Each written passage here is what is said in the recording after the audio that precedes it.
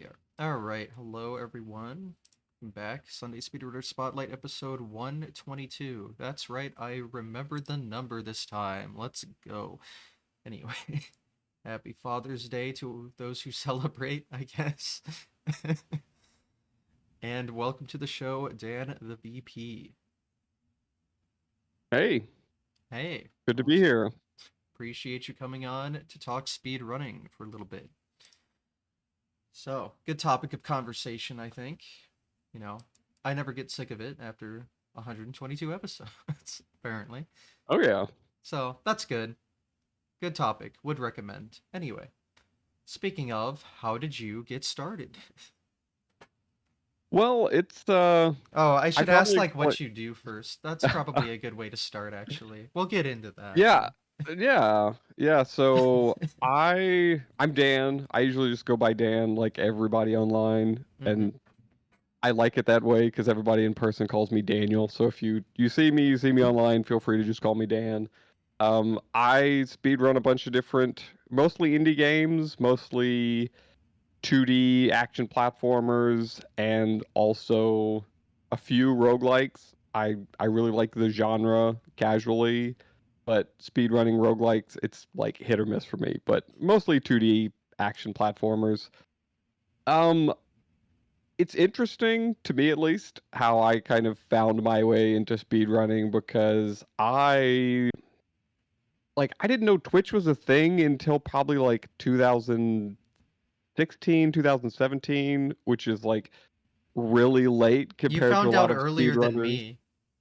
Well, but I'm like, what, like I'm 10 or 11 years older than you. So like a lot of people Maybe. my age, Okay, I'm fair. 37. Yeah. So a Fair, lot of fair. people my age are like, I've got an account from Justin TV.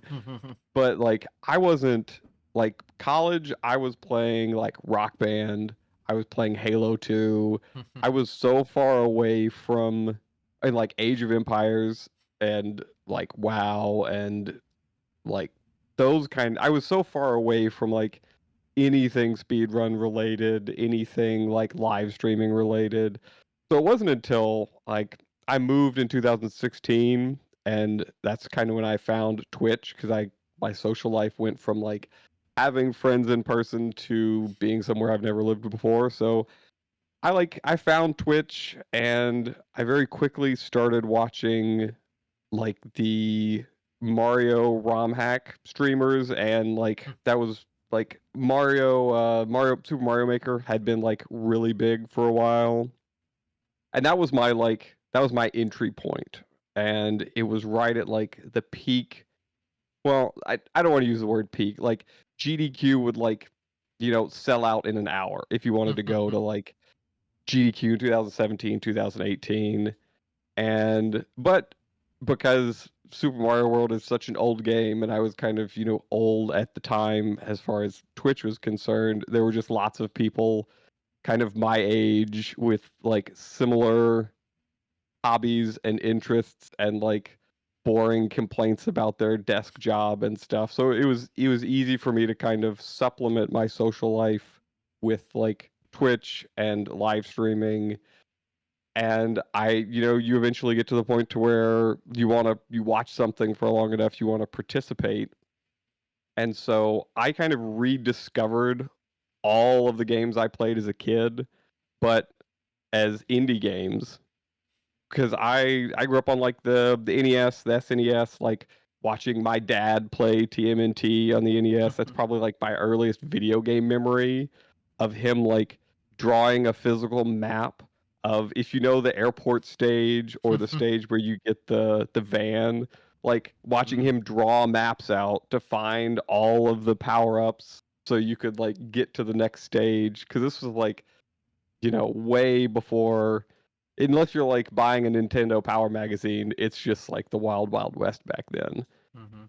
So whenever I got into Twitch, and I decided, okay, I'd love to participate in these things. I'd love to have this shared hobby with other people. I found games like Shovel Knight and Bloodstained Curse of the Moon 1 had just like recently come out, and I found that I could play these games that reminded me of kind of those retro memories I had without actually having to go and find a way to play an NES and you know deal with the controls and just having to relearn basically how to play games. If you go from like modern to retro, there's like there's a skill gap is what it is. Because if you're not like, I mean, you know this as well as anybody. Like if you're gonna go play a game on the NES, you need to know what it feels like to play a game with that controller, kind of with that um, kind of language that those games use as far as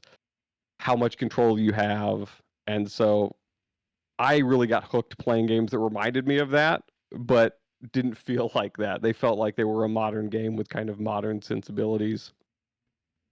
So I went to AGDQ 2020, the last in person before Mm-hmm. COVID was the first one that I went to in person, the one they had in Florida. It was really convenient for me to go. I had like I had picked up Shovel Knight King of Cards as like I'd say my first like serious speed game. It came out in I think December of 2019 and I'd been playing it basically since week 2 of its release. And so I speed ran the Messenger and like Curse of the Moon 1 before that. But those speed runs were mostly just like I'm just going to play the game and I'm going to stream it. I'm going to, have fun and, talk to these people that I've met online and they both had really great communities. I first met Bobby, who was the Blacktastic at that time, running Bloodstained Curse of the Moon 1. The Messenger community was like some of the top runners would show up in my stream of like 10 people and try to help me. And I really didn't have the understanding of what like routing a game was and learning the speed run and like practicing. I just wanted to like turn my computer on and stream and try to beat the game fast. So King of Cards was probably the first game that I was like, because the game had just came out, me and everybody else that was running it were kind of learning it from the start, literally. And so like I mentioned that game specifically because that's really shaped all the games I like to speedrun. It's so much easier for me to pick up a brand new game that like I think looks cool and is fun to play that like nobody's played, nobody's routed, that I can just like play and get better at and improve and have a good time in. That's what hooked me in speedrunning. I've It's so hard for me to go to a game that's like 5 years old, 10 years old, 20 years old that like has is like super highly optimized that like a good time for me is like 50th on the leaderboard. Like it's hard to get out of bed. I'm not that. I have so much respect for people that just like can grind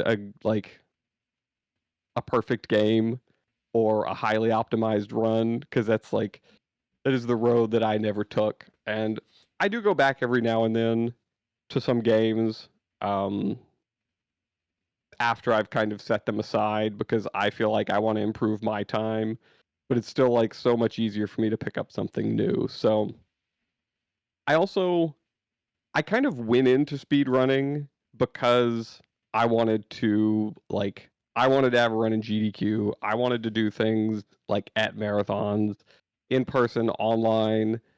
I don't I don't hear a lot of people kind of like come out and say that. I think it sounds kind of arrogant, but it really was like it's the thing that I enjoy absolutely the most about speedrunning is getting to participate with events online, in person, and I think it goes back to this was always like a social um, endeavor for me. Just like finding Twitch to begin with was just like finding other people to kind of socially interact with. And so having being able to do that and speedrun and find people that share that hobby as well, it's like I've every time I get to run into like an in-person marathon or something, I'm expecting to like be done and be like, okay, that felt great. I had a good time. I think I'm gonna like move on now, and it's yet to happen. So, um, but that's kind of how I got like started into speed running up to like my first really serious game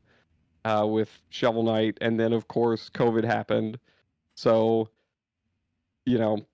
that had its effect on everybody, but it gave me a lot of time to do lots of online marathons. And that's I kind of credit all of like the really small or smaller online charity marathons for allowing me and giving me the space to go from like don't really know anything to feeling really confident in like submitting and going to GDQs in person, because there have been so many people in that interim where I know there were people that really didn't want to submit to GDQ as much online versus in person, just because, you know, when you experience it a certain way, I think it's hard to kind of go back and do something online, or not everybody has the capacity or the setup to really give a great presentation online.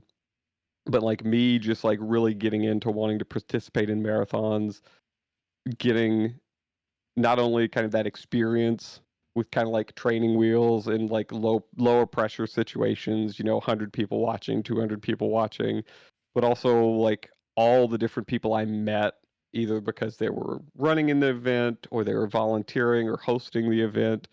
Like that really took me from like 2020 to 2022. I got my first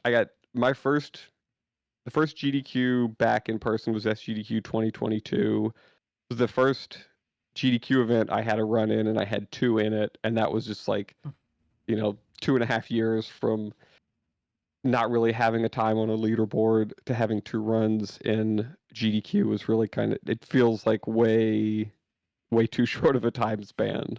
Um, but then I got a run coming up at SGDQ. It's going to be my seventh run over 5 events, and it's 7 different games. Which, if I have to say, it's the thing I'm most proud of. Speed running is not any won't be any specific time or any specific contribution or any specific game. I think the fact that I've had like 7 runs that I've felt confident enough, and you know, somebody on the games committee felt comfortable enough putting on the schedule, like, I don't know, I'm really proud of that, because I'll have a record, you know, if a game's out for a couple of months, I'll have like really strong competitive times for like maybe a year, and then I've never been the one to come back and really stick with something. So the fact that I can like show off new indie games, give them a platform, and like consistently find titles and bring them to a big audience, I really think is the thing I'm most proud of. Yeah, that's fun. I know everyone has their different reasons for speedrunning, I guess. Yeah, But I don't know. and It is it's interesting. interesting. Yeah. Yeah, and it's something I've enjoyed about this show is like everybody comes from so many different Oh yeah. perspectives, whether they've like worked in the industry or they found, you know, GDQ back in like 2011. And then like, because I tend to play and run games that are new, I'm around people who are like just now discovering speedrunning in 2024 and 2025. And so it's really interesting to see kind of the cycle, and you know, people come in and people come out, and I I try to be mindful of that, because like for me, it doesn't feel like that long ago that I wasn't like, had never streamed on Twitch, had never had a speed run at all. So I when new people like come into the hobby, um actually one of the games I mod, I had to like convince a guy to just record your TV. Like, I'll approve your time, just record your TV, because like the idea that somebody in like 20, I think this was like 2 or 3 years ago, in 2023 would be just like recording their TV with their phone because that's the only way they had to speedrun a game. Like, that was the coolest thing to me, just because it was like, I've uh I've always appreciated how easy it was, how easy other people made participating for me. And so like I try to be mindful of that, and you know, be that to other people that need it as well, because there's like I said, everybody comes from such different points, you know, age, experience, accessibility and stuff. So Mhm. Yep, definitely something I've learned after hearing so many people. All different Yeah. goals, interests, reasons, but it's all a shared interest. And it brings us all together. Beautiful things. Yeah. I mean, it took me a while to really find where I was like not satisfied's not the right word, but like get to the point to where it's like, okay, like yeah, I just like most most years if I can be at a GDQ in person, I'm submitting like 5 games or however many they allow. I think it's 4 now. 4 or 5 games, like multiple categories to every game. Like if I can go, I'm trying to get in because it was like I don't know. Like I said, it feels arrogant to say like if I've got a game that I think I'm good in and I think is a good game, like I want to be in. But it is really just like what motivates me, what makes me feel satisfied in the time that I'm spending. Um, but then I also like do all kinds of stuff online with like if I'm free for a weekend and somebody's doing something on their channel or like on an event channel, I also just like it's not the same as getting to do something in person, but just participating, meeting new people, like I always find new games that way. 'Cause that's the other thing that's really hard for me sometimes is like I need a new game to play, I need something new to run, and there's not always like there are lots and lots of new games that come out like every week, every month. Just a Not a couple. lot of them make yeah, just a couple. There's like a new Steam something like every week it feels like between the Steam fests and sales and all this stuff, but I like I've gotten more picky as time has gone on, but very few games to me, and this is like as opinionated as I can be, as just like my opinion, take it with a grain of salt, but like not a lot of new indie games make very good speed runs, and that might be like my biggest hot take, but it like that gets tough sometimes, and those are the times I kind of go back and might play something or try to improve my time when I can't find. I'm either like waiting for something to come out that I know is gonna be I feel is gonna be good, or like I just can't find anything that really like scratches that itch for me. And that's when I get jealous of people that like have one game that they've like dedicated themselves to because I'm like this is it'd be easy if I could just like I know like easy is a very I don't mean easy, but like I wish I could just turn on a game and really enjoy like playing and like improving at a run that I've, been playing for years and years and years, but and that might be a hot take too. Like I enjoy every single game I speedrun. I've never once ruined a game for myself. That's kind of like a cliche that I think a lot of people say. It's like, you know, don't speedrun the games you love because you'll hate them or something, but I don't I've never subscribed to that, and it's never been my experience. Yeah.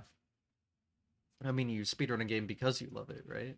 At Yeah, least I should assume so. So it's hard I'd to say ruin it. like most of the games I speedrun that's true for. Some of them I've speedrun a couple of games. Like I had the world record in Blue Marlin on the NES, and that was the biggest nostalgia speedrun I'd ever done because we had Blue Marlin for the NES, and I remember playing that game so much because uh, I grew up one of 3 boys, and we fished all the time as kids, and so like being able to come home and have an NES game where you're like driving a boat and catching huge fish was just like the coolest thing ever.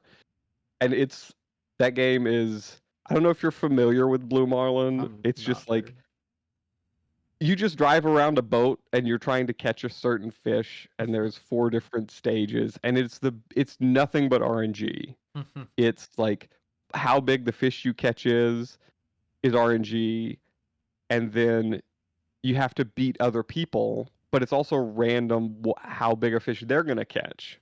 And so it's a really fun game casually because you never know what's going to happen. But then speed running it, there's just like, there's no, it could go any way anytime you turn on the game. So, like, I think my PB was 8 minutes.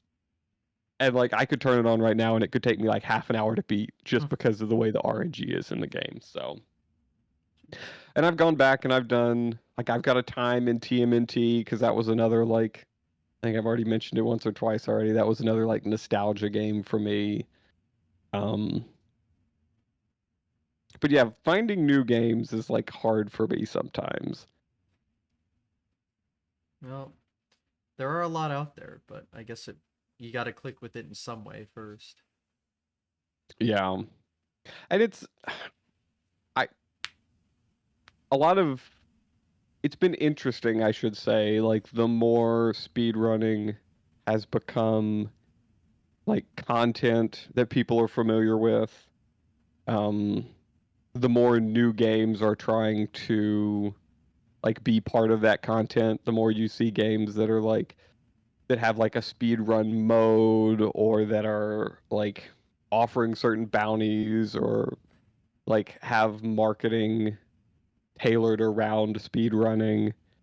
And I always have like I don't know. I feel like some games spend like more time trying to sell me their game than like making a game that's fun to play, if that makes sense. Like Hmm. I've played games with a speedrun mode that are like nobody's gonna speedrun this because like it doesn't feel good to play. Which that sounds like really subjective, but I don't know. There's some things like there was a Yacht Club Games did a blog post, like a blog series after the third campaign they released in Shovel Knight, and they had like a big section dedicated to like their level design process. And I wish more devs would like think about their level design process sometimes than like can I put an in-game timer or like a speed run mode in my game? Because a lot of times it's like I don't know. I also don't like in-game timers, which that might be another speedrun hot take, but I'm I'm gonna time it myself no matter what. But yeah, it's difficult picking through the indie games and trying to find I more than anything I find like the devs that I feel like they get what makes a game fun for me, and I just like anything they enjoy are the games that I gravitate towards, or like of course anything they work on are games that kind of that's broken down genre barriers for me more than anything is like finding a dev that I like kind of click with, and then if they make something like completely outside of my normal wheelhouse, I find myself enjoying that because it's like I don't know, there's something about that their design philosophy or process or whatever that it really doesn't matter what genre it is. It's just something I click with. So Hmm. Yeah, I don't have much experience in the indie scene myself. Obviously, there's a few that are good, but and I really should expand my horizons. But it's you know there it is with as many games as there are. It does get to be kind of like needle in a haystack because like for every Celeste, for every like Shovel Knight, for every like I've got lots of recommendations because they're all the games that I play, but like for every one there's like 20 on Steam that like graphically they'll look great, but they just don't click mechanically or um like games that try to be Metroidvanias but they're just like long and it's like not fun to speedrun. That's probably my biggest gripe with indie games is like if the speed run for your game is more than like an hour and a half, and the like, if my first play is like 5 hours and the speed run is an hour and a half, that's way too much stuff I've got to do. Like it should be shorter. The speed run should be shorter. There should be more optional content. That's what I want. I want more games that are fun to play that have lots of optional content because then it makes the speed run more interesting for me. But I don't know. I will well, also say like the best thing about indie games though is like especially when it comes to speed running. I feel like I'm like hating on indie devs saying I love indie games, but like the amount of devs that you can just like talk to and interact with that will like support speed running and you speed running their game is like one of the coolest things. Like it's like getting to sit down with Miyamoto or just like chat with them on Discord or something. It's like I've had I've got to interact with a couple of devs from the games I run at GDQs and other events, just because like they're aware of GDQ, so they want to support the run and they want to support you, and that's the coolest thing ever, Mhm. is just getting to be like a small part of that process. So Yeah. I went to PAX for the first time last year, and their indie thing, it's almost larger than the company area at this point, just yeah, because there's so many, and so many of them have like little speedrun leaderboards, or they'll know what you're talking about, and people are trying to like break their stuff before it's even out. yeah. Just wait till it's out so we can actually do those things. Don't find too many of the bugs. But yeah, I kind of have a love-hate relationship with, like, I appreciate the devs that like recognize like people want to speed run these games. What can I do to make that easier, make it more accessible? I think it's easy to kind of miss the mark and use, like, I really hate when it's like a marketing tool more than like, I I should say this. I appreciate when devs like interact with the community and don't, it's like sometimes it feels like they want to use speedrunning to drive sales versus they want to like they view speedrunning as like, these are our customers and we want you to be happy and be able to like enjoy the game. So it's kind of a gray area a lot of times, but I love seeing stuff at PAX where like the dev has thought about like, it would be cool if there was a leaderboard and we can see who beats the game fastest, because I think that does bring in a lot of like new people that's like that's their first exposure or their biggest exposure to like thinking about speedrunning a game. And so I do really appreciate that that's the case at most of those events like PAX. And I'll say even like at GDQ, they'll always have the speedrun gauntlet set up now. I don't know who runs that or whose idea that was, but that's one of like the coolest things about GDQ in person now. It's like every day they'll have a different game set up, and you can just like play SMW, play DKC, play something like that, and it's just like a little speedrun challenge. And that's like those kind of things I love seeing indie devs kind of like take that mindset of just like, this is kind of a normal way people play the game now. So Hmm. You must be excited about what GDQ's doing now with like the artist alley and like more indie showcases, just I I in was person. I was excited. I was excited to see that.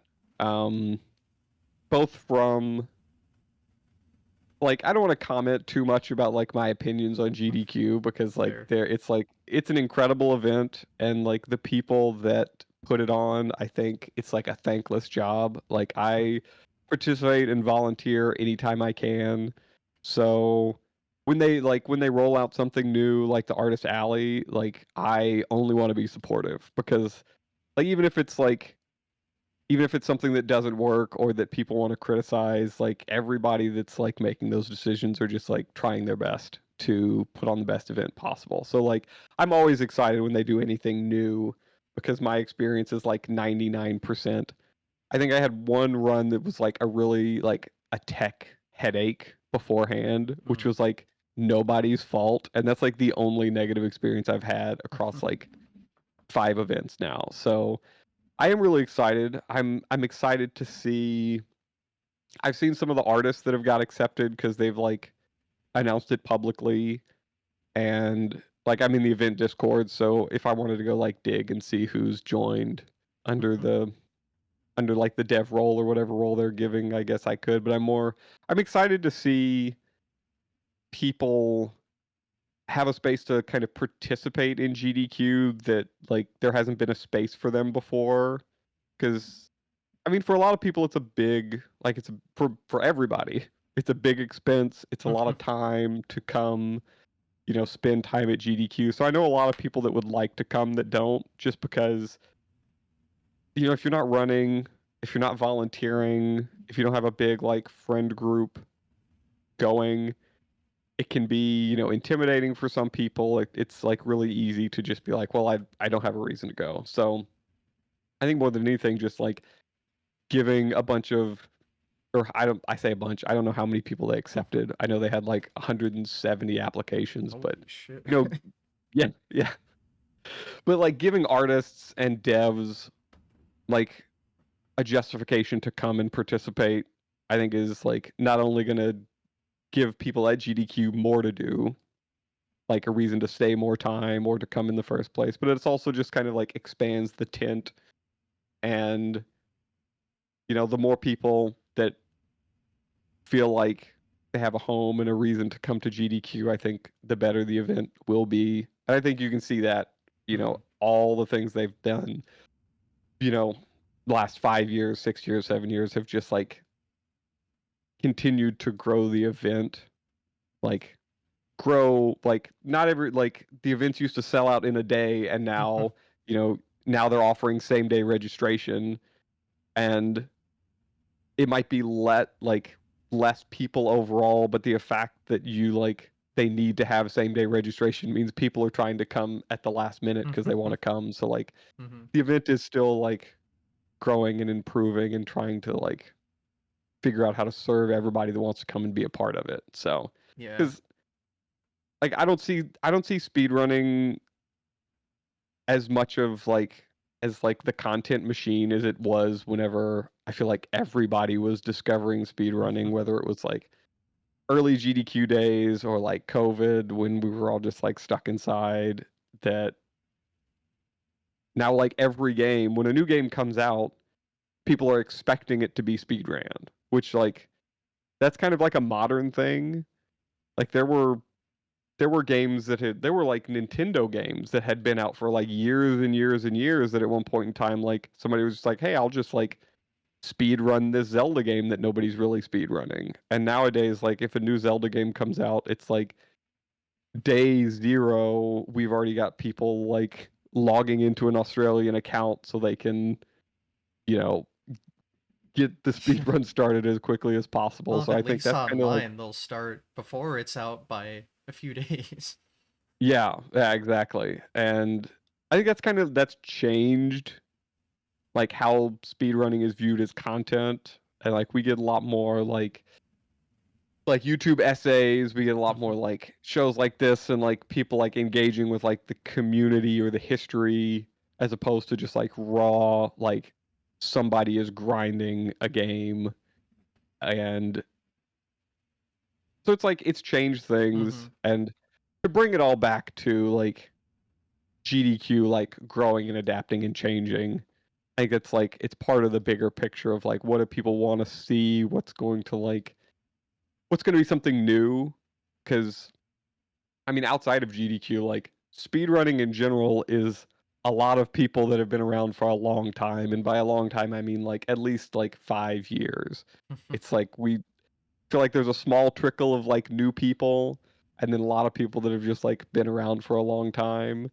So I appreciate when we kind of like find a new way to keep everybody entertained or engaged or like bring people back into participating in the community, whether it's like really embracing things like randomizers and like modded content and like different stuff like that that are kind of like or like challenge runs and like all the rhythm games that like have kind of now become a mainstay at marathons. Like I appreciate all that stuff, all the new things, like anything new. I'm just like I'm all for it because I don't know. That was me at one point in time. It was like this is all new to me, and I just want to. I want things to keep being new, and like so we can kind of keep growing and bringing more people.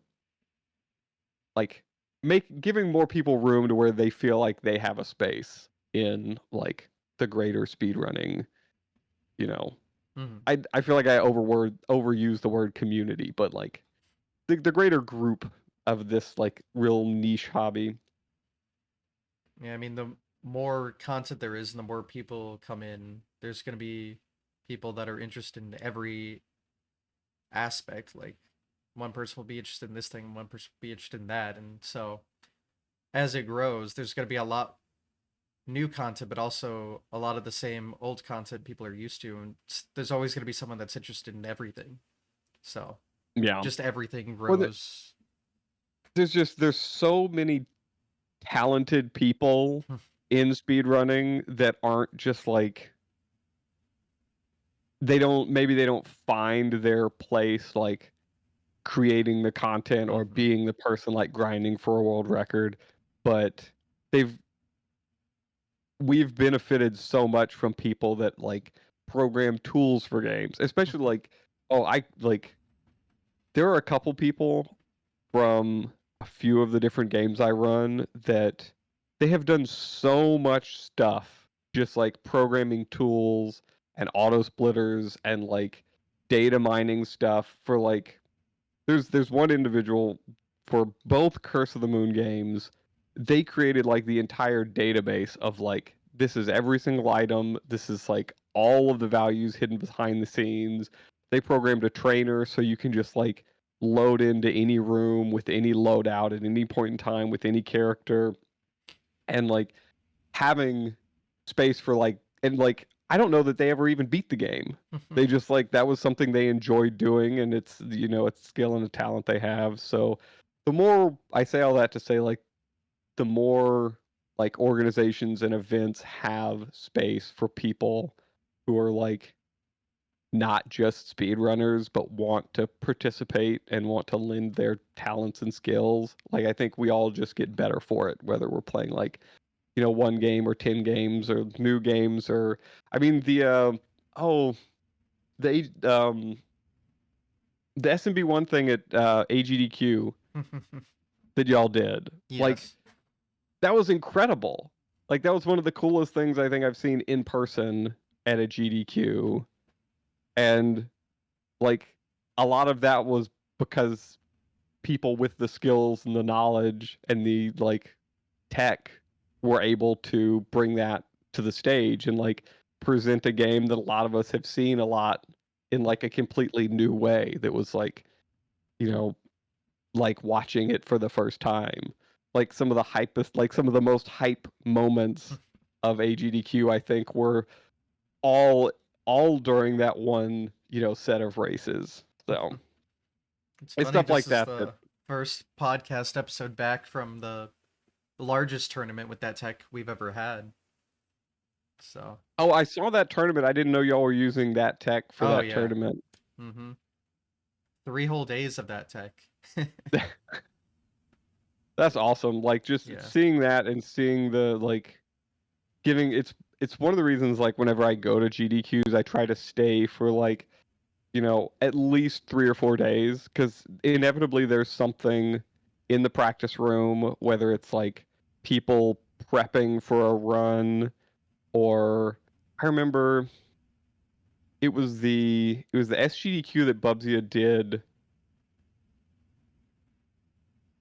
I don't remember. He was doing either Breath of the Wild or Tears of the Kingdom, whatever, Mm-hmm. whichever one Where it Bubsy was like did. the bonus game right before the finale or something. Yeah, I think and that was the he was last GDQ that didn't have the dual stage setup because I think that's the one that like okay. went till 6 a.m. or whatever. That makes sense. I think so. But like he was in the public practice room like at the loud like Thursday, Friday, you know, Mm-hmm. the loudest time possible, like in there blindfolded, like with the little amiibo cards and like doing every just so you could just like sit there and watch him because I guess like Mm-hmm. I assume he's trying to practice in an environment that's like loud and obnoxious because it'll help you prepare on stage. But But also they have really good noise canceling headphones, which yeah, helps. yeah. Well, and he had headphones Yeah. on and but just like getting to see stuff like that in person like at those events like I always try to stay and like AGDQ Dan Salvato had a game that he's making that's just up Mm-hmm. for anybody to play the entire event and so getting to kind of do all of those like experience and do all of those kind of like extra things that aren't just like speed running a game or watching speed runs really it over the years has expanded my enjoyment of the hobby like a wide amount. Even like I really don't stream that much anymore. I like when new games come out, a lot of times I'll get on and I'll like stream them for, the people that we all kind of share the same interests. And when I'm running games and like I used to really not speed run at all unless I was streaming. Mhm. And I got to a point to where like I was playing kind of games. I was doing more like first plays on stream, and I wasn't speed running unless I was doing it offline. Hmm. And now I'm mostly just speed running offline. If I have a game that I'm really grinding, I'll start streaming it. But it's been probably the longest running joke in my channel is that I don't know if I've ever PB'd on stream, just because that's just like it's hard for me to stream and I just want to like shoot the shit with chat and like I'm catching up with a lot of people that I like only talk to them if like I'm watching their stream or they're watching my stream, so it's just hard for me to concentrate and focus. But I still put everything up on YouTube if I get like even a 1 second PB. I think I was watching the episode with Shredberg, and he made a comment about how like he submits every single PB and Hmm. he thinks everybody should, and I'm like I'm 100% in that boat. I do that, Like yeah. I know some people, like I understand that some people like don't want to have every like a run that they're not proud of or they Hmm. know they could beat. I've personally done that before and then lost that PB and never beaten it and had to like come back and grind again just to get a Hmm. time I know I already had. But I also just I moderate leaderboards just because there's nobody else to moderate them, and so I really appreciate when people submit their PBs, especially in smaller games, because it's like that's how the game grows, and that's how more people see, that hey, there's actually other people speedrunning this, and not only also that not everybody is just like good overnight, which I think that's one of the biggest hurdles for a lot of people speedrunning with like speedrun being content that not there's very few games where you can go and see somebody like speed running it for like 30th place. Hmm. Like you've really got to seek that out.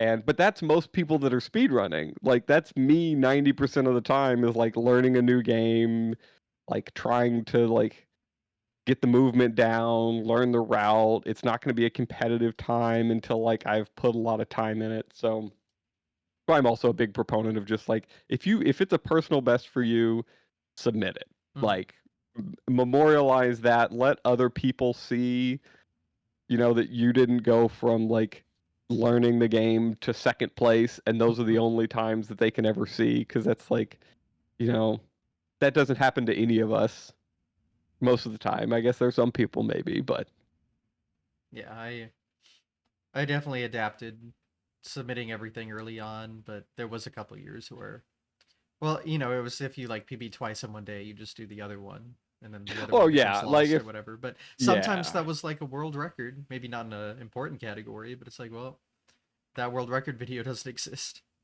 Yeah, Oops. yeah. I mean, if you're not, keeping those like a record of it somewhere, some way, it's probably the one thing I've appreciated about speedrun.com that's happened in the last like 4 or 5 years, which I don't think there's a lot to be said there other than like it's really easy to go back and see the history of things. Hmm. Like if you want to see like your history of times or like a leaderboard's history of times. Like that's really nice to see. It's really easy to see like all of the times you've beaten, like all your obsolete times because they're now beat. Like that's easy to see. And it's something that's like it's always motivating for me. Like I think I'm running up on like 200 runs submitted, which like I remember when I had like 2 runs submitted. So like I'm a lot of those are just like it was a 10-second PB I beat the next day, but like for me that's like a it's like counting those wins and pushing like making a record of all the stuff that I've done. Um, that also motivates me too, just like from a personal point of view, like having something to show for playing a game for hundreds of hours or something. So Hmm. Yeah, I have my own spreadsheet where I kept track of everything I've ever done, even if it's not, there's no recording of it. I like having that that is data. impressive. Yeah. I do that for all the marathons that I've Mm. participated in cuz like I have like a memory of a goldfish sometimes and I'll forget that I did something online or like participated in something on somebody's channel. So I try to Yeah, always memorialize that. I definitely have some online run VODs that were lost for one reason or another. I used to keep track of them, but I Yeah. don't really anymore. The only way I do is if I'll put them in a YouTube playlist if a YouTube video of a marathon run I did is up there. But Yeah. that's pretty much it. So That's what, there's a lot of yeah. stuff that's gone now, but I Well, mean, and that's a good hot tip. I try to give people advice on like submitting and getting into marathons whenever I feel like I have something useful to say. And if you're participating in things and there's a VOD of the run you did, make sure you go save that because that's like one of the best ways to submit, excuse me, to submit to another event mm-hmm. is with a VOD of a run you did in an event. So, hot tip there. That is very helpful. Um, because yeah, it gives them a literal example of exactly what you want to pretty much Yeah. do. And that's It's like, definitely helped to me. I've noticed I would get accepted or more likely to get accepted if I used a VOD from a previous event or something. yeah. And that's like, it's definitely it helps me because a lot of times I'm submitting like 3 or 4 or 5 games, and I learned very early on that I'm not up like if I'm if I like grind a game and I get a good time or I'm like practicing for an online event and I have a good run, like that's it. Like it doesn't have to be like within a month of GDQ submissions that I did the run that I'm going to submit. I've had a run accepted to GDQ that I hadn't played the game in a year, Hmm. but I did it in a marathon. I had a good time. I felt like the commentary I did was good, so I submitted the like there's like 3 months between getting into GDQ and doing your run. And Yeah. like 3 months is more than enough time I think for the games that I run that are like less than an hour long. Mm-hmm. Like it's more than enough time. So yeah, like if you've got a good run or a good stream or like you feel like you did like a good job showing off the game, like save that VOD, save it on YouTube, put it on a playlist, like use that as a submission VOD because it's so much easier and so much less stressful for me than like, all right, I got to submit in a couple weeks and I need to go practice this game and I need to speed run the game and I need to like it's one of the hardest things trying to do like record a fresh speedrun submission VOD because I want to reset like not only am I like trying to do the game well, like play the game well, but also give good commentary. So now I'm like resetting twice as much Mm-hmm. because if I say something dumb, I want to reset and restart the VOD, and then if I, you know, screw up the run, I also want to reset. So yeah, it saves me a lot of headache and stress to just like keep a good record of any time I feel like I did a good job somewhere. Mm-hmm.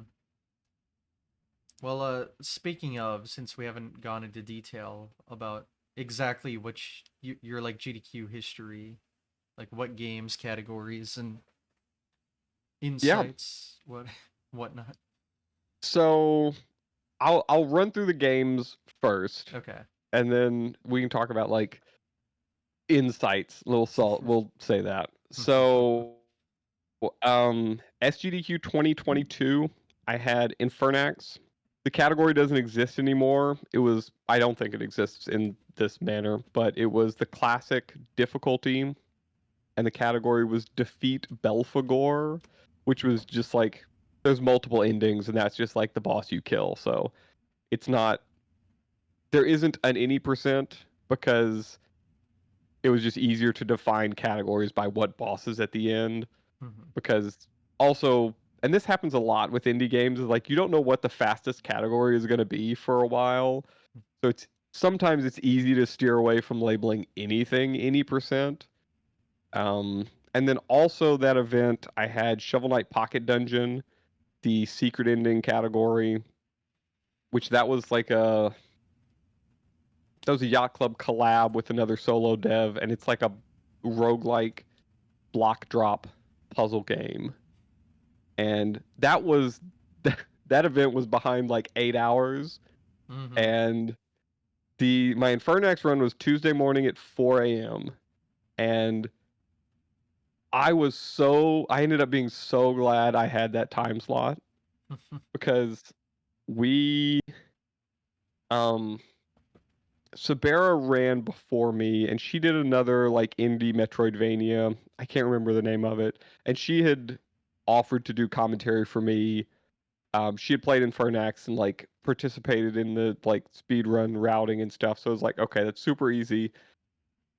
I've had a few like 4 in the morning runs. So finding somebody that's like enthusiastic to be up at that time is like a big win. So I was like, I had somebody to do commentary, like, but between that run getting accepted and the event, there were like 2 or 3 glitches found that just like completely exploded the game. Because whenever I submitted it, it was like Infernax is like a modern Castlevania 2, basically. It's a Metroidvania in the sense that you have like a 2D side scroller overworld, and then you have dungeons that are more like Zelda 2 dungeons, kind of. Very roughly. And the whenever I submitted it, the category was like a really hard, unforgiving run where you're basically like buying as little as possible. Like you've got like less save points because the classic difficulty versus the casual difficulty. Like on classic, you have less points to save. So it was a really hard run. I had the world record in the time. I had traded it back and forth with Strizer86 and Dan Carnett, who were like 2 runners that I knew from like other indie games. And so it was a really cool like new release. Like the speed run was hard and it was like really satisfying to like improve. And then these glitches were found that we could like open 2 menus at once, and then you can close one menu and play the game with the second menu open. That was one of the glitches. So like that just kind of exploded all the possibilities for like when you can upgrade and when you can buy stuff. And then it was also discovered that if you die in a certain way with the menu open, the game doesn't kill you. And so there were times where you would just like purposefully fall off the bottom of the screen and you just get to like walk along, like literally your corpse would just like float along the bottom of the screen. And so I was so nervous for that run. Like I I remember thinking like I need to email the games committee because they didn't accept this run. They accepted this one thing and now it's so different. Like I was Yeah, so having that run at like Tuesday at 4 in the morning was exactly what I needed because it was just like it was chill. There were a couple people that I knew in the audience, like Sabera was there, like we had ran through commentary and stuff, and it was just like the run went really well. I got to show off like a really cool trick at the end where you die, but the game can't kill you, so you're like you have like a fire shield power up, and so the final boss just like kills itself on your corpse, and Okay. it's slower than like the most optimal route, but it was a really fun way to end the run. So, but then the marathon got like 8 hours behind, so my second run, which was supposed to be at 5 in the morning, was at like 1 in the afternoon. So I got like it kind of screwed a lot of people over, but I got a really good slot for the second run in that event.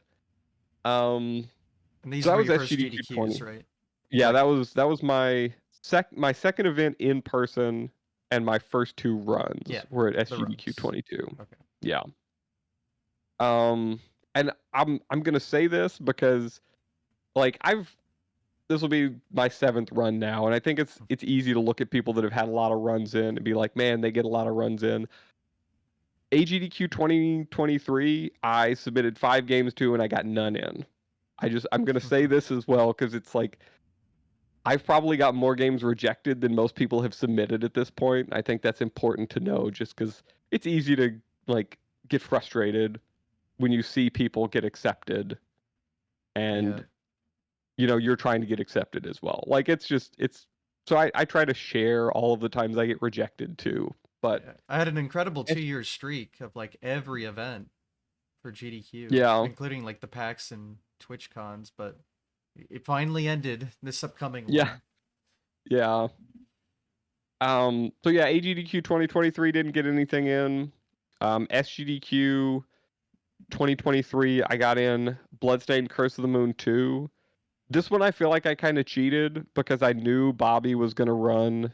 I don't know if Bobby was still going by the Blacktastic at this time, but I knew Bobby was going to run SG or Bloodstained Curse of the Moon 1. So I was like, I'm gonna submit 2 because I know because he had 2022 was the year that Bobby was on the schedule for Curse of the Moon 1, and he pulled because he had 2 runs in and they were so far behind, and they were basically like, the next event, just let us know when you want to do this run and you can do it. So I knew he was going to run Curse of the Moon 1 at SGDQ 2023. So I was like, I'm definitely submitting Curse of the Moon 2 for 2023. And we ended up getting to run that back to back, which was a cool experience. I think Mhm. Bobby's been on like half of my couches at this point in time. So, and I had submitted that run before. It wasn't like I learned it just to try to get in. I think it had been back up. I think AGDQ, one of the AGDQs online, I had Curse of the Moon 2 in as a backup run, which that's actually my first accepted run. Mm. Because they treat you, when you get a backup run in, they treat you like a runner. You get a Yeah. free T-shirt, Mhm. you get paid. Like I definitely appreciated that. It's hard getting a backup run in after you've had a run in. It was really nice getting a backup run in before I had one in because it was like, okay, they I'm doing the right thing. Like I'm good enough. They felt like my time's good enough, my presentation was good enough. So that was a good like confidence boost for me. But Mhm. um AGDQ 2024, again, I probably submitted 4 or 5 games, didn't get anything in. Um SGDQ 2024, I got in a race of Enter the Gungeon with Radicoon. We did an all floors race, which I still can't believe they accepted.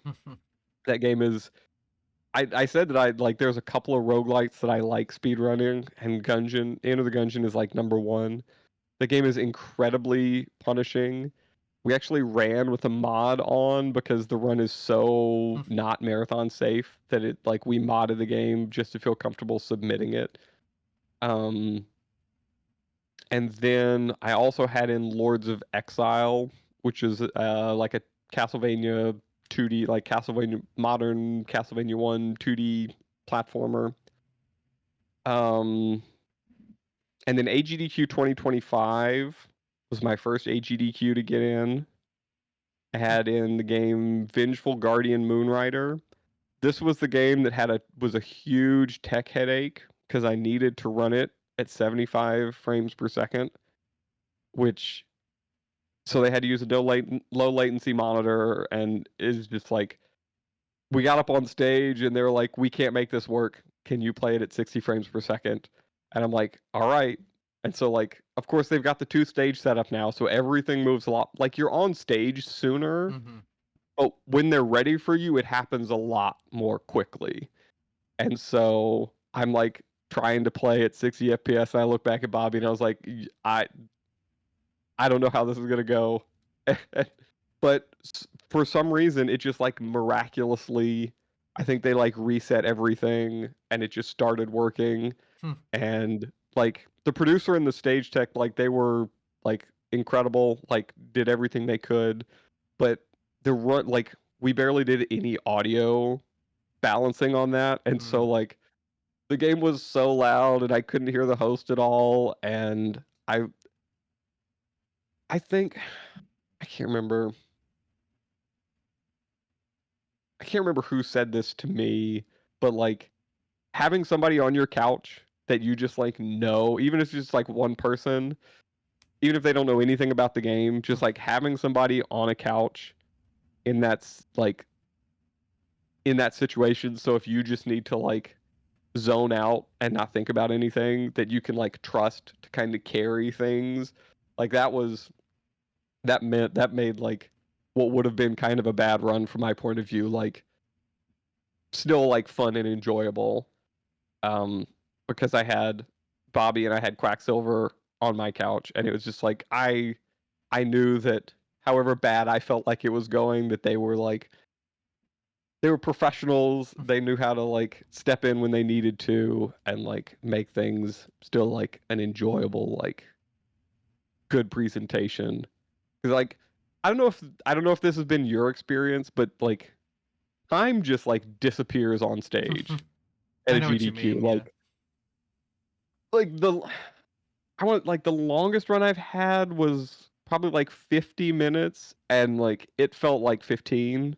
It at that like the time just disappears. So I'm a really bad judge of like how long I've been up there and how good I felt the run was from like an audience point of view.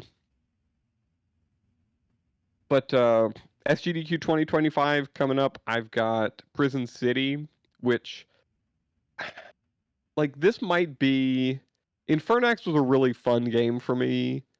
Prison City, like the day I saw this game, I was like, I'm gonna run this at GDQ. I'm going to learn this game. I'm gonna submit it until it gets in because it is just like it's such a fun game. It's like it has a lot of references to like 80s and 90s action movies and like NES platformers and SNES games, and like the dev's real like chill, and like the dev and the publisher have both like interacted with the speedrunning community, and it's just a lot of fun, and it's like a 30 or 40-minute run. There's like some really cool tricks. The music is incredible, and so like I'm really excited about this run because like I've said, like I usually submit a lot of games, so like the runs I get in are not always the games I'm like most excited about at that point in time.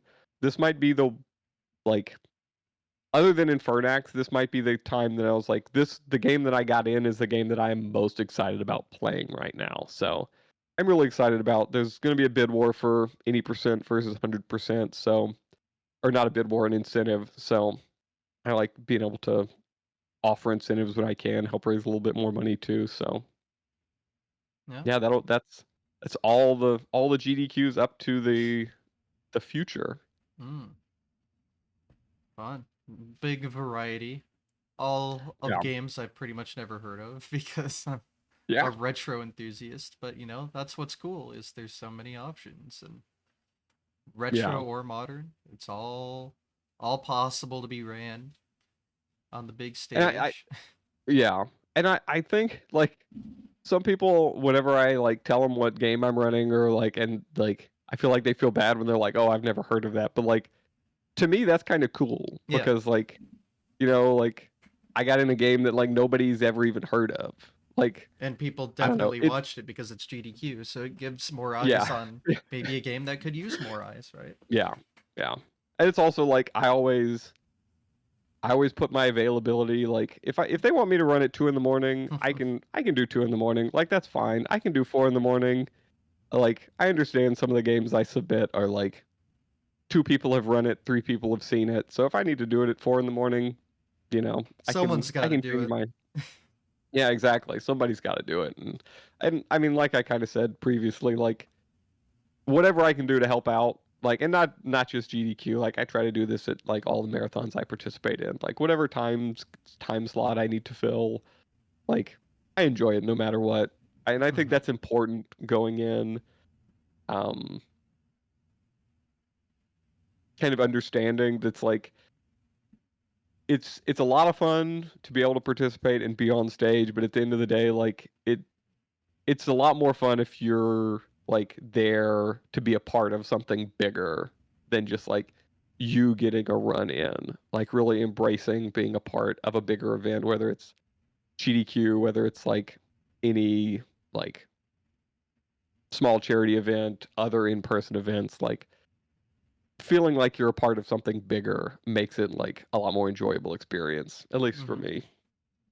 And speaking of, are there any highlights from other marathons or just ones you'd like to shout out? Yeah, so well, I'm gonna shout out Game Over Cancer, Hmm. which this was their last year. It was an event run by Oh, Strizer this is the last 86, one? and I'm pretty sure Oh. 2025 was the last Game Over Cancer. Oh. I think. Dang. Um, like that was the first online marathon I ran in. I've Um, ran it once, I believe.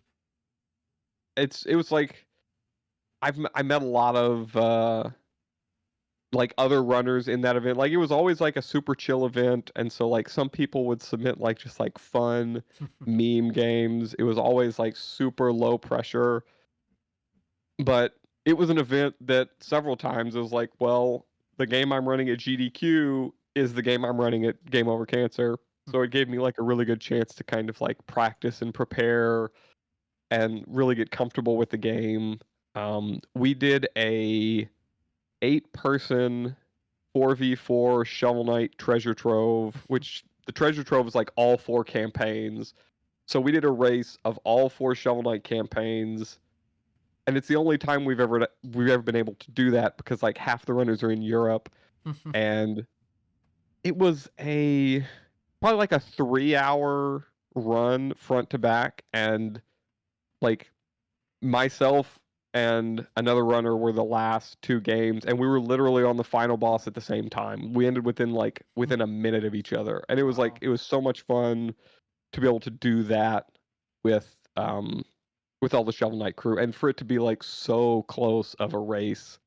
It's like we were worried. It's like, well, somebody's just gonna get a good RNG, or like there's so many ways in all 4 of the Shovel Knight campaigns just to bleed time just from like bad luck or bad inputs or anything like that. So that was a really, really good and fun experience. Um, I've done several things with Junkyard Dave, who's like a retro guy up in Canada. I think Dave is from Canada, right? Yeah. So like I really enjoyed getting to participate on like with folks that just like do stuff, they host stuff on their channel, like not necessarily like for charity or anything, just like trying to give a space for people to like play games they're not like either they're like not great at or just have fun or just like silly and dumb or like learn something new. So I've appreciated um doing stuff like that with Dave and with other creators that just like use their channels as a space to like give people opportunities to like do whatever they want and whatever they think is going to be fun. I've done a couple runs with Power Up with Pride, another like just great online organization, like makes everything super easy. Um, they usually do 2 events a year, so it's like a good place to if you just like want to try to get some experience running, hosting, doing commentary, like all of that stuff. I recently just did Preventathon. I think it was Preventathon 5. Another just like group of professional like organizers that made things super easy. And I want to mention them specifically because they did a thing this year that like if you just wanted to commentate, if like cuz I know a lot of people that's something that um they see and they feel like, well, I don't like run games, but I like to talk about games, and it's hard. It can be hard to like express interest in commentary, especially at like a GDQ or something, because unless you just like know people personally, you're having to just like blind DM people and be like, "Hey, do Yep. you need help?" And it's a weird place to be in. But Preventathon had a role that was just like if you want to volunteer to just help somebody with commentary, you could do that. And then if you were a runner and you just wanted somebody on commentary, they would like pair you up with a volunteer that wanted to be on commentary. So that was like it's the first time I've seen that in like an online marathon. And I really appreciated that, and I thought it was really cool because it was just like just gave more people an opportunity to be involved and to volunteer and help out. So um shout out to Preventathon as well. I feel bad because I know I'm like leaving other events out, but those are the ones that like stick out in my mind. There's so many. So, Yeah. and I always forget the name, but the one website where you can view them all starts with an O. Yes. I cannot pronounce it. Yep. It's the yeah. And I feel like a lot of events use it, so that is Mm-hmm. another good one to just like go out and like search for dates. Mm-hmm. They use like the European date format, so you have to be mindful that like it's not the month, it's the day, month, year in the formatting if you're like trying to find stuff. But What's month 13? yeah, exactly. There have been times where I've looked at that and I'm like, oh no, that's in like July and not May. But Oh yeah, well. Good website. Wish I could remember how to pronounce it. yeah, But yeah, there's always some online marathon going at all times, pretty much. yeah. And sometimes you It's forget different. just Like how many there are. yeah, when especially like things are a lot more like because speedrunning grew so much, like things are very kind of separate and out there. If you're trying to look for something, like you can't just go to like Speedruns Live or something and basically find everything speedrunning. So it is like it's a different challenge nowadays to kind of like find community or an event or a space that like fits, your game or your style or your like sense of humor or like, because there's some spaces that are more PG, some spaces that are more, adult oriented, and so it's a different challenge now, but there are lots and lots of things and events and like shout out to all the people that like organize stuff. It's like incredibly difficult to just like for a weekend just to set everything up to just like restream and have volunteers and like tech check and make sure the sound sounds good and the video looks good. So, um, despite all of that, there are lots of things happening all the time. Oh yeah, too many to count, but they all have their people. They all do good work. They all raise good money. Bunch of different And causes. We love to and see. it's just like it's a good way to just practice. Like True.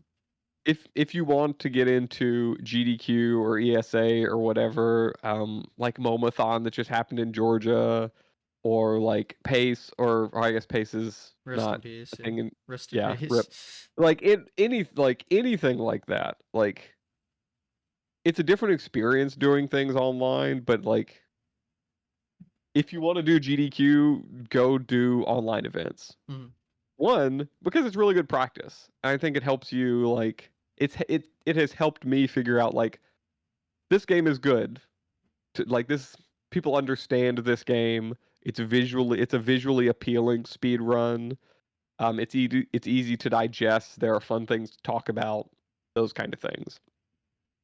But then a lot of times, like people that volunteer at, you know, online events are also people that are volunteering at in-person events. And so just like being able to build up recognizability and rapport and like trustworthiness with, other people in the community is like it's only going to help. Like now is that going to like get you into a marathon that you want to be in? Probably not. Like you still need to have like a competitive time and and compelling submission. But when people feel like they can trust you and that you're like responsible, like it makes it easier to say yes, I think. I mean, this is all my opinion, but like it makes it You easier. do speak from experience, so what else is there? Well, and I do think that is like I don't want to say it's a misconception that like certain people get into certain events. It's easy to look at like somebody that's been in an event, 10, 15, 20 times and be like, oh, well, they're obviously like they know somebody or something. But a lot of times it is because like if you've got somebody that you can trust on the mic and that's going to show up on time and that's not going to be a headache, like it just makes it easy to say yes. This is completely They're my good, they're opinion. entertaining. Yeah, like Yeah, people yeah. There's a aren't reason. accepted over and over just because they're a namesake. No, that there's a Yeah, reason for it. They're not yeah. they've put in the effort to deserve to be there.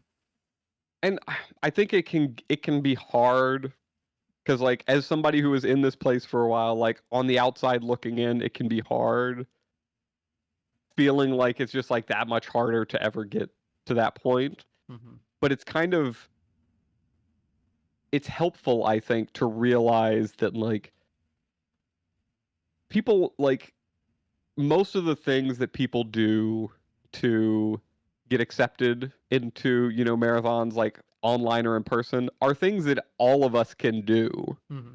That's like you don't have to be Everyone has a like chance, and that's what's cool. yes, Like, it might yeah. not look And like it, but everyone does genuinely yeah. have a chance.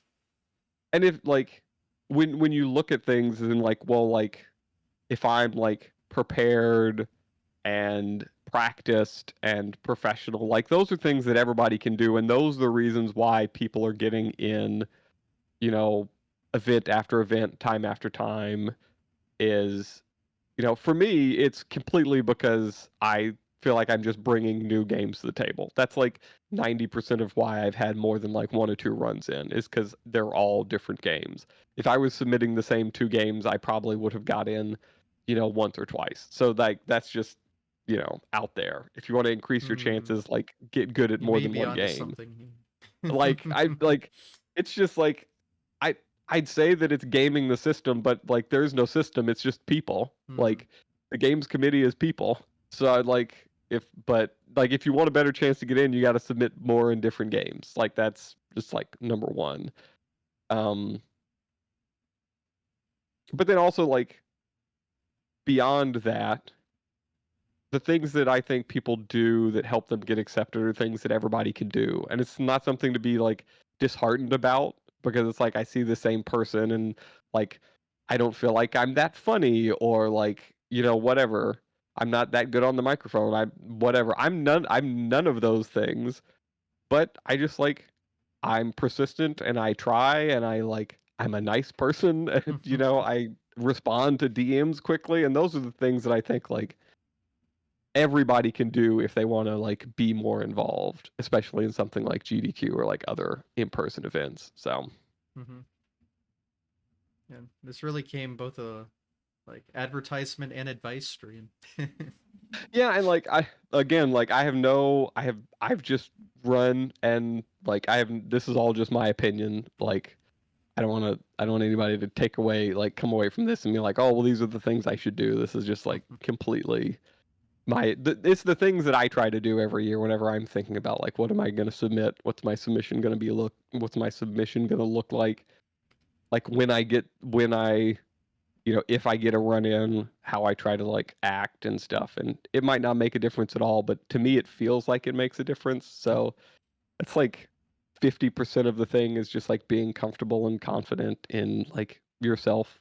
So I mean, I've definitely heard similar things from people in positions where they've done a lot of content in that way. So yeah. I'm sure there's something to it. Yeah. And I mean that's if I actually wanted to give advice, I would tell people to go like learn NES games, because I feel like every year there's fewer and fewer people submitting NES games, and I you know, think NES games are just less accepted. I feel like a lot of people are still submitting NES games. That's yeah, it why they is. started doing the NES block in the practice room, Yeah, because they wouldn't submit or accept a lot of NES. So we had yeah. to I take it haven't. upon ourselves. It's like it's harder to see what everybody submits now with the way that they've like redone the website. So I think it's like, oh, my headphones just came unplugged. Oops. All right. Um, it's harder to see now like how many people submitted what. But you would know more than me, who all's submitting retro games. I've always felt like the older or like the older things get, the less people that want to like go play retro games are, and I feel like there's always going to be a place Yeah, for some of those games. just because they've been around so long, there's a good chance they've already been shown off. So you kind of need to do it in a unique way to have Yeah, a better chance, like what we did last yeah. time. That kind of stuff. Or you just need to like if it is one of the like most challenging things to do is to like learn a new. NES game and like get a competitive time and present it in a compelling manner, because like if you want to run like TMNT at GDQ, like okay, go beat like two of the best world records on the NES, and then like you'd have a reason to come show it off again. But like short of that, why would they take that run? Like, not saying that they wouldn't, but it does make it a lot more challenging, in my opinion, to like come up with a compelling reason why like you'd get in with that run. Yeah. I mean, it's a whole process and very complicated. A lot goes into it. There's so many Yeah. submissions every GDQ. Oh my god. So. Well, that's the other thing that I tell people is that like the biggest barrier to any one run getting in is the, you know, 2,000 other runs that got in. 99% of runs do not make it in. Yeah. I mean, they're only gonna like. It only makes sense to accept like so many Mario games and so many like two-player games and so many races and so many indie games, and so like yeah, it's all a numbers game. And yeah, it's hard not to get discouraged and not to like feel like it's impossible. And so I don't know. Yeah. I feel like that half the time, because like literally half the events I've submitted to, I haven't got a or half the GDQs I've submitted to, I haven't got a single run in. So you know, we're all kind of in the same boat. Yeah. But you never give up either. That's the other thing. Just keep Yeah. trying. Well, and like I like every event that I can go to, I go to regardless of if I have a run in, and I have a good time no Yeah. matter what. And so like you've got to be like mentally okay and like prepared to not get anything in. And then like once you get there, everything is great, because like, you know, if you can have a good time regardless, then every like I think I said this kind of at the start, like every time I have a run in, I'm like, okay, this is probably going to be the last one. It might be the last event I go to, and that's how I try to treat everything, because then it's like at the end of the day, if that's like the last run I did, I'd better be prepared for it and be happy with it, because I don't want to like, if I'm ever pinning my hopes on getting in again to like have that last run, I'm just going to be setting myself up for, you know, failure and disappointment. So Yeah. Definitely never thought of it that way, but probably because I don't see myself quitting anytime soon. yeah, like I said, I'm Kind of like addicted. I'm 37. Like Yeah. I personally, I'm like at some point in time I'm going to show up to a GDQ and feel like, you know, this is I had a good run. I think this will be my last one. And if, you know, if that's my last run, I want it to be, you know, it might be this one. This one might be it. I don't know. You know, I don't think it's going to be, but if it is, I want that run to be, you know, something Yeah. that I'd be happy with being my last run. I don't want it to be, because I've been submitting Shovel Knight King of Cards since it got in. David TKI ran it at Corona Relief done quick and SGDQ online 2020. Yes. And so that was within like 8 months of the game releasing. He had an incredible time at SGDQ online. Like one of the best RTA marathon runs, his run of King Knight, 80% at SGDQ 2020 probably. Just looking at like what his PB was at the time, what the world record was. I want to say he was like 12 seconds off world record or something in that game. And um but yeah, it hasn't been at a GDQ since. And I think I've submitted it to every single GDQ since. So if there was a run that I was gonna like prepare to be my last, it would be King Knight, if I ever get King Knight in. But besides that, I try to treat everyone like it's gonna be the last one that I get in, because at some point in time it is gonna be. But I don't want it to be. I want it to be like, if I submit to AGDQ and I don't get anything in, which is probably going to happen, I'm still going to be happy and, you know, enjoy myself. Yeah, I guess luckily I'm pretty satisfied with everything I've ever done. So just in case, because I am Yeah. now on the streak of like 2 years is over. Who knows how long the drought period will be. Could be forever. I don't I know. Yeah, I think that's a good example though of like submitting to stuff like PAX and those other things outside, like doing stuff on Yeah, I submit to like everything at GDQ this point. hotfix and stuff. Yeah.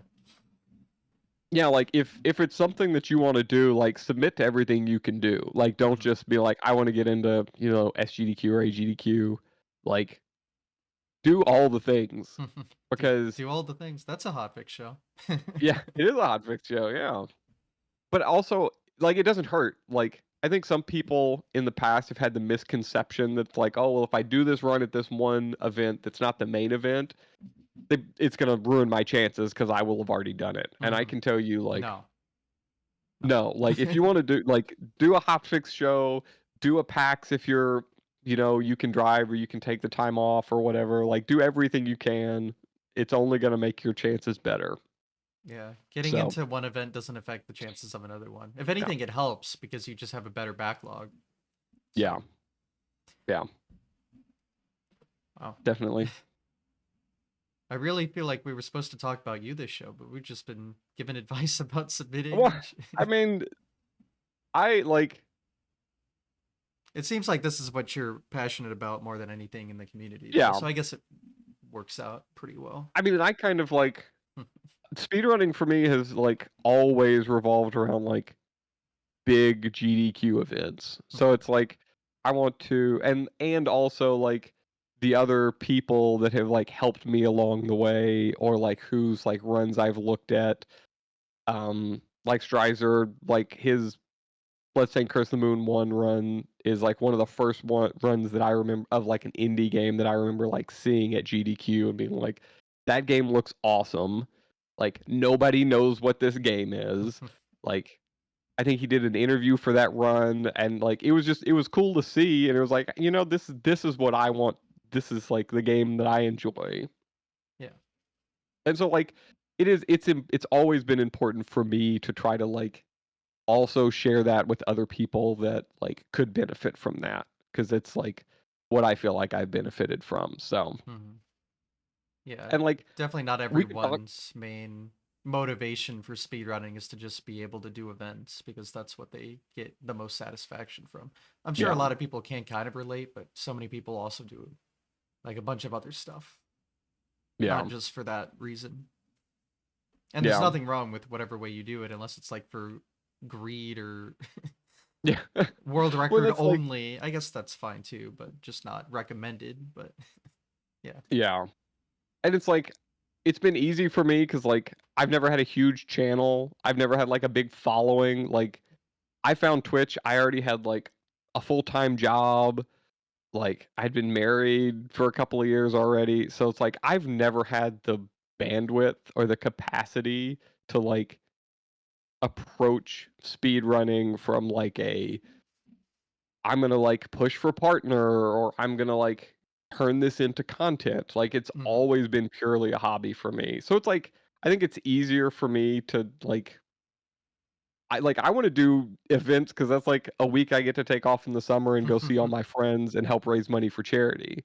And yes. so like I've never really felt I don't say like weird or bad about it cuz like it's not like it's just been like an extracurricular social hobby for me. But Mhm. like events are a big part of that because that's where I go get to see my friends that I've like now known for 5 or 6 years and stuff. So my little brother's like been in a GDQ. He was in one of the Mario ROM hack races, and so like Oh, we were what was that? SGDQ 2024, I think. Yeah, it was last year at SGDQ. Like we were both at GDQ together, like both runners, and so like it was this like really cool experience for me wait, who's that? getting. His name's You Fail Me. Ah, okay. So like getting to be there with him for a few days, and like both be in the event together. It's just been like That's it's really provided cool, a lot actually. of. Yeah. Oh. What a lot of people know him and know me, but don't know we're brothers. So it's like it's We're one of getting my the favorite lore things to do. today. Yeah, it's one of my favorite things to do is to be like, "Oh yeah, that's my brother." And they're like, "No, yeah." It's like, "No, yeah." So, he's a much better gamer than I am. He plays all the Mario Kaizo stuff and is just Mm, like kills it. But well, yeah, so hey, it's The It's lore. always like the events have always been a big part of just like speed running in general, not necessarily like it's never been like content for me though. So Hmm. it's like I've always approached it differently and like never even thought about it as like, oh, I feel like I'm being like greedy or something like No, that. yeah, So no. Yeah. Again, everyone has their reasons for doing it, and yeah, they're all usually valid. yeah, most of the It's rare you time, see yeah, someone doing it for more ill-intended reasons. yeah. This would be a I mean, weird hobby to do for ill-intended reasons, but I definitely know people that have like thought that the run at GDQ was going to be like what launched them into some amount of popularity, and like I that's mean like a that is couple how of GDQ people. used to be. If you Yeah, were on GDQ, yeah, you suddenly like became partner overnight almost. yeah. I've definitely heard Even then, stories like like that. even then, it was like there were still lots and lots of runners at those events, and it Hmm. wasn't like 100 people out of 100. It'd be like one or True, yeah, two. no. Yeah. So It um, depends. yeah, I'm just saying it was a and lot easier. Like you can have yeah. a good run on GDQ now that where they keep bringing you back and you'll maybe get like 100 followers where if you did that run like 10 years ago you would have gotten like 2000, that kind Yeah. of thing.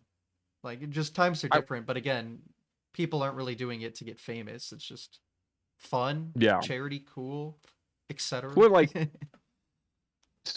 breaking a game or having like a really fast run or getting a world record on stage, like it's all been done already. Like Hmm. there's nothing new to do. Like even like some of the coolest things over the past couple of years, like the Guitar Hero showcases and like Oh the yeah. rhythm game stuff, like the stuff that just breaks my brain is still just feels like, well, that even that's not new anymore. So I don't even know what you would do, but Well, there's always room for the classics. Like you also don't have to completely change the formula. You oh need yeah. it you need something new every time just because that's fun and interesting, but there's always going to be the usual stuff to some Oh yeah. extent and people will watch it because it's still cool. I will say I feel like Silly Block and Awful Block Hell have yeah. been like the biggest innovators over the last like 2 or 3 years. Some of the runs, I remember like the Wayne's World run a couple of years ago was just like I want to say I had a run around that because I think it was SGDQ 2023 maybe I don't know, too many years ago. Hmm. But I remember like I might have been working donations when that run happened, and I was like, whenever I volunteer for donations, which is like a really cool donation station to volunteer for, by the way. I like doing the graveyard shift because I get to see like what's happening at 2 in the morning, and so that's what it was. I think I was processing donations for the Wayne's World run, and but like the Silly Block, Awful Block runs are always a lot of fun, and they get to do a lot of cool stuff. So Yeah, one of my favorite blocks for sure because it's always late. Maybe you'll catch a couple and then be at a party late at night and you're just, yeah. watching Well, garbage with people and it's just the funniest thing ever. and it's like the people that there's still like good speed runs of those Yeah, games, and true. it's like the people love them. Like nobody loves their game like a Silly Block runner loves their game. And it's like one of the best things about speed running for me is people that just like for whatever reason, like this is a game I love and I'm speed running it because I want to play it 100 times. And I'm streaming it because I want to tell you about this, dumb game that I love and I want to play, and you should play it too. Like those are the best. Like that's the best speedrun content for me. Yeah. It's like A lot of garbage I want games you to make see great this game. speedruns. The quality of the Yeah. game does not correlate with the quality of the speedrun. But Oh usually yeah. the more like bad it is, the more broken it is, and the more speedrun it is. The Yeah. more The more speedrun. space you've got. Yeah. Yeah. So the fun thing about the hobby, but yeah, definitely my favorite block every time. So always love catching it. I always love like the first day because it's like it's usually like 6 or 7 games that are just like all unique because Hmm. they're like there's usually not like a Sunday, Monday block, so you don't really fall into like the routine. So you get a lot of just like here's like 5 or 6 popular games, popular-ish. So I always love like the beginning of the marathon as well. But yeah, Hmm. Yeah, they started strong usually. Yeah, so really every game you've really tried to run was mainly to try to show it off somewhere. Um, I'd say like the games that I spend a lot of time on, like that's always a goal that I have in mind is that like, you know, because if I'm going to an event, I'd like to have a run in. So I'm always thinking about that when I'm there. I've got lots of games that I haven't submitted just because like I didn't get a good enough time, or I don't feel like the run is like compelling or interesting, or I don't want to go back to it, or it's a game like I think I put like I have some times in Cobalt Core, which is like a roguelike deck builder. That's just like it's like a 7-minute run, and I don't want to submit a 7-minute run. Mm. Um, but like there are some games that I have run just because it's like fun and Mm-hmm. I like running them. But most of the games that I spend a lot of time on, I'm doing it with the idea that's like, oh, this is something new. It usually hasn't been at an event before, and I want to like, if I'm going to go to the event, I want to have a run in if I can. Mm-hmm. So, Well, I was gonna ask some of the games that were not done for marathons because I think we all covered right, most of those. I've got my speedrun.com page up. Definitely the Blue Marlin. We already talked about Yes, that. we did talk about Blue that. Marlin, yeah, and that was it's 6th place right now. It was world record at some point in time. I speed ran Streets of Rage 4 quite a bit. Mm. I think I have submitted it in the past. I would not classify this as a game that I speed ran and was like, I'm gonna grind this game because I want to submit it to places. Like Mm-hmm. Streets of Rage 4 is just like an incredible beat 'em up. Um, I love like that was one of the game genres I probably played a lot as a kid because having an older and a younger brother, like our video games kind of revolved around what was multiplayer because those were the games that we could agree on if we're like going and renting a game or if we're going to ask for a new game. So like TMNT Manhattan Project on the SNES, like me and my older brother played that game to death. And so like new beat 'em ups that come out like Streets of Rage 4, I like always pick up. And so that was a speed run that I didn't do with like submission in mind. Um TMNT I have a run in, not a very good run, but that was like I wanted to learn the run Nostalgia. and beat the game. Yeah. Yeah, completely nostalgic. Well, I couldn't remember if I ever beat the game, so I was Fair. like, it's easier to learn the speed run of that game than it is to beat it casually blind. So I just speed ran it because it was easier. Um, I played a lot of Returnal, which is like a 3D like third person shooter on the PS5, and it's like a roguelike as well. And I have a bunch of runs in that game. In one of the modes of that game that I never submitted. I did submit my best time. But that was another just like I don't say like casual, but another speed run that it's so outside of anything that I've like showed off in a marathon that I never thought about that as being something I would submit. Most of the Enter the Gungeon stuff I did, that's probably like that's a huge chunk of my like just runs when it comes to like number of runs submitted on a game is for Enter the Gungeon. And that was never it was years and years after like playing the game and running the game that like we got a submission that I felt like, okay, this is a good submission. I never even would have considered submitting most of the categories for Into the Gungeon. So that's probably the biggest one that I played the most. That was just like I want to keep playing this game and I might as well turn a timer on for it. So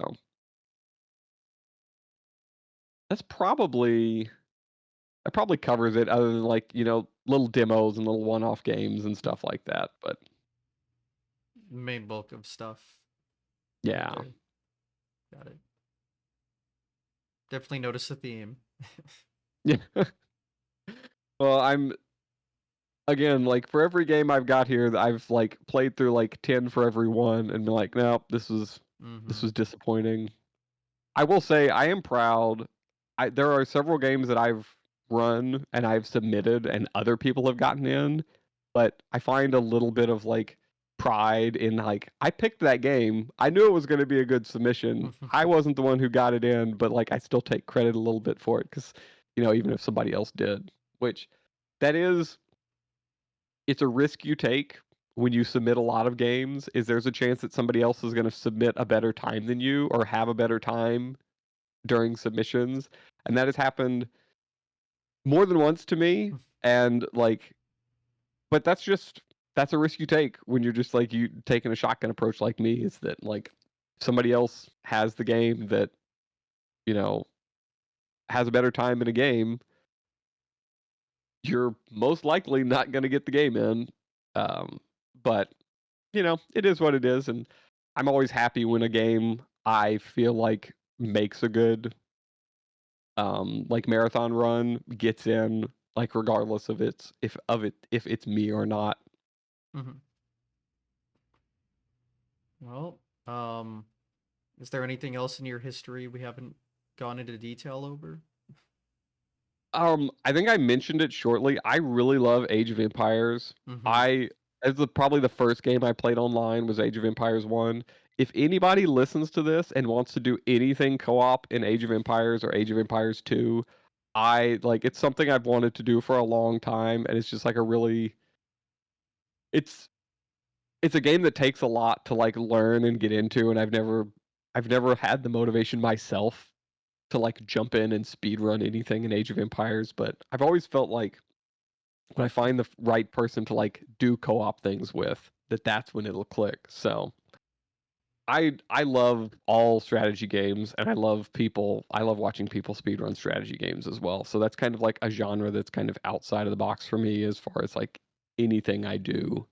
Um, but I think they make great speedrun games. They're really like fly by the seat of your pants. Like you can't just like they're not like it's always different and it's always changing. And that is something that like I feel like I've talked a lot about like finding games and they don't just click, and I don't feel like they make good speed runs. But that is one thing I'm always drawn to in a game where it feels like there's always like some room to move. There's a little bit of RNG here, or the way the platforming is, it doesn't feel like it's just going to get like solved, and so it's just kind of like it's not like a flow chart run. You're going to have to like adapt and like think on your feet and stuff. So I appreciate a little bit of RNG in my speed runs, and like strategy games always give you that. So That's where we defer, I guess. yeah, yeah.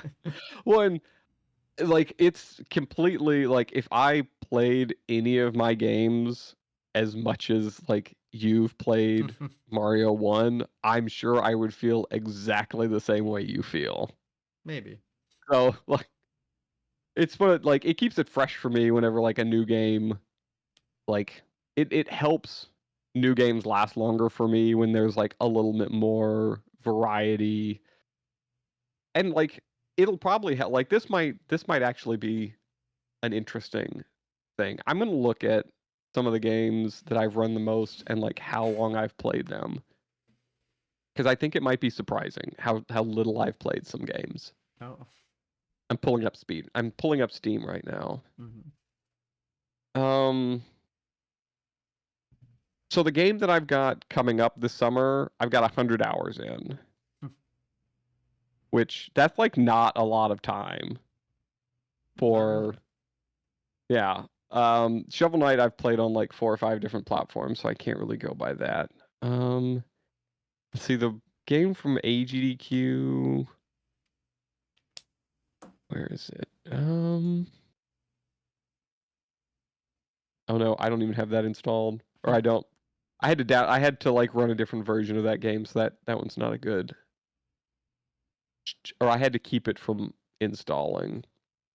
Infernax, my very first run, even now, like I've played it quite a bit since. I've got 120 hours in that. I probably had like 80 hours whenever I ran that game. So I think that like that's an important kind of caveat there in like whenever I describe games that I enjoy, is that like a lot of the times after I've like played it, ran it, like got a good competitive time at the time, I don't have nearly the history with games as like people that have played a game for 1,000 hours have. So my opinion and what I look for in a game is like, what's a game I'm going to enjoy for 100 hours? And that's very, very different from what's a game that I'm going to enjoy for 1,000 hours. So just keep that in mind. Mm-hmm. Well, I think we kind of covered everything. Sounds like. I can't think of anything Oh yeah. specific to ask.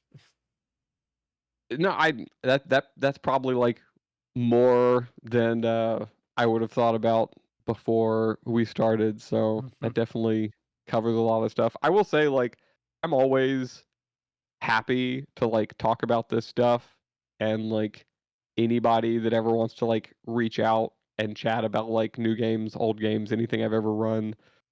Like a lot of the games I run, there's like 5 times on the leaderboard. So like I'm really excited when people take interest in games that I run. So just kind of a general thing.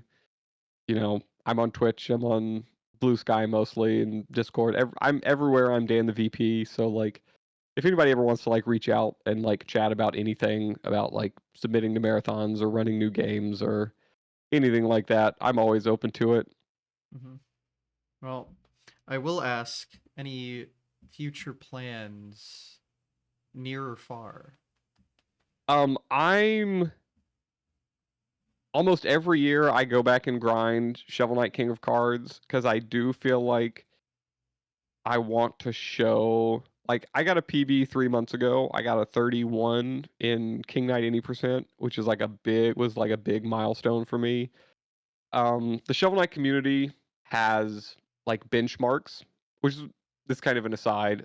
This is one of the coolest things in a speedrunning community that I found. They have like titles for different like Mm-hmm. benchmarks in the run. So they have like an apprentice time and a master time, and they have a Yeah, like Discord role what and stuff. Mario Kart time trials do. Yeah, yeah. And so like 32, a sub 33 in King Knight is the master time. And so getting a minute under the master time was like a big and so I was really motivated to improve my PB in that run because I'm still submitting it. Um so Shovel Knight King of Cards and the New Game Plus run are two things that almost every year I go back to because I'm submitting them. I've done them in a lot of like smaller marathons. I'm always submitting them to GDQ. So like future plans are always to play King Knight. Um I'm I'll give the actual hot take. I'm kind of like lukewarm on Mina the Hollower right now just because it was never a style game I played, and I feel like it's a game that a lot of people like expect me to speedrun because it's a yacht club game. It's like a 2D like modern retro game. So like I don't know, I'm excited about Mina coming out because I know several of the folks at Yacht Club and they've been working really hard on it. The dev for Prison City, Programmancer, has another game that he's working on, and I'm gonna forget the name of it. I need to pull Steam back up. So that game, I'm definitely